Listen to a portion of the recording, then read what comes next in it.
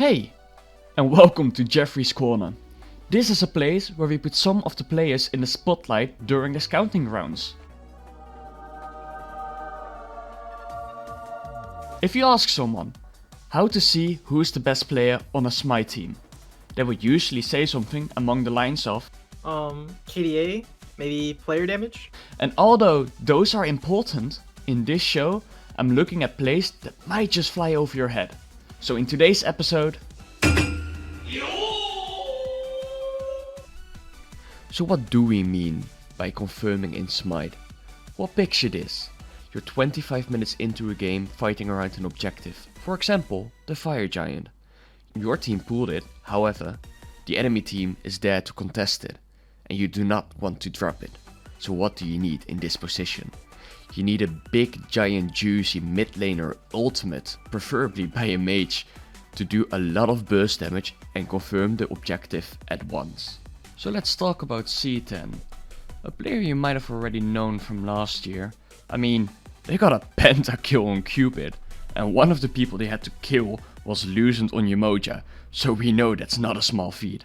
However, this year, we see them in a bit of a different role, as they were playing a mid laner during scouting grounds.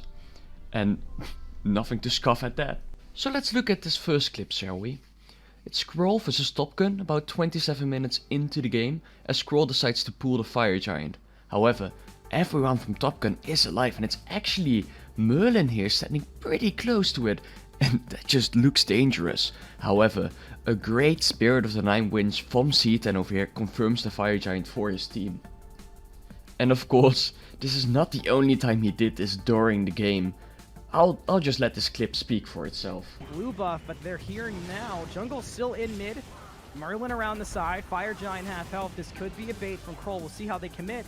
Down to 25% though. Still haven't let it go. Spirit of the Nine Winds gonna come out.